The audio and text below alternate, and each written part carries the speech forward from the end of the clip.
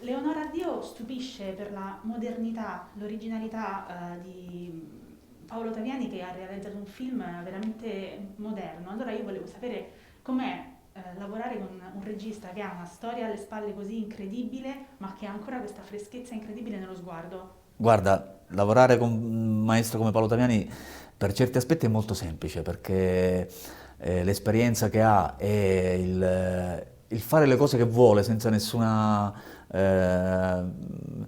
senza sbavature possiamo dire, o che ci sono, ma sul come girare una scena o su una battuta, ma il percorso è molto chiaro e quindi poi mi dà l'incarico di portare lo spettatore alla situazione, di vivere. Il mio personaggio è questo personaggio che vive in un mondo tra l'aereo e tra il treno e anche durante il percorso con la Jeep con situazioni veramente surreali.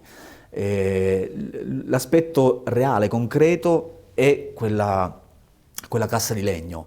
L'aspetto concreto è nelle mani che tirano e che tengono vicini a bada, no? Quasi come a voler sempre toccarla e sempre...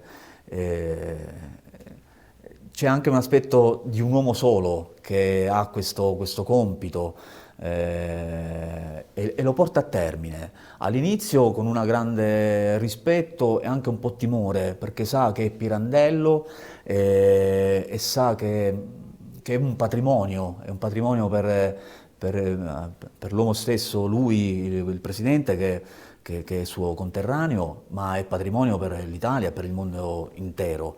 All'inizio è timoroso perché i ragazzi che stanno tirando fuori l'urna, magari ha paura che possano rovinarlo, o rovinare o rompere, chissà. Eh, C'è questo viaggio che si deve fare, arrivano nell'aereo, scendono tutti, si viaggia, non si viaggia, che sta succedendo? E però lui è sempre lì, anche in treno che si addormenta e quindi l'aspetto anche umano della stanchezza, che sparisce e lui deve ritrovarla. Cioè, è un uomo con una dignità enorme, a mio avviso. Ci ho visto anche un po' un parallelismo tra il compito che viene dato a quest'uomo e anche un po' Taviani che dà a me, che mi dà no, questo ruolo. Li ho visti un po' andare a braccetta insieme. C'è una scena bellissima durante il corteo funebre in cui ci sono gli attori di Pirandello che gli porgono un omaggio. Nella sua vita professionale da attore, Pirandello ha avuto un ruolo per la sua formazione?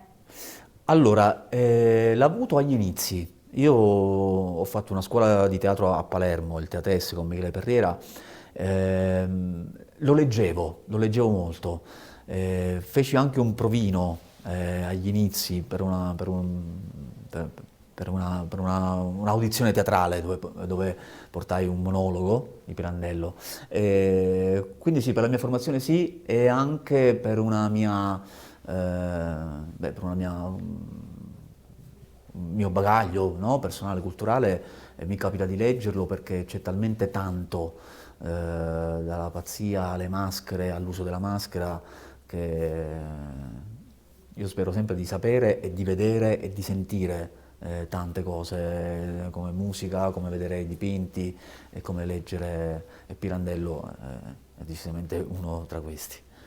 Tra l'altro poi c'è questa assurdità, no, delle novelle di Pirandello che si ritrova anche in questa storia, è come se si parlassero, no, queste due storie, la storia vissuta da Pirandello, dei suoi ceneri e poi invece i suoi racconti dove c'è l'assurdità. Sì, e anche forse l'ultimo sembra un po' scritto da lui negli ultimi giorni, sì, sì, sì. Grazie mille per il suo tempo. Grazie, grazie a Grazie te. mille.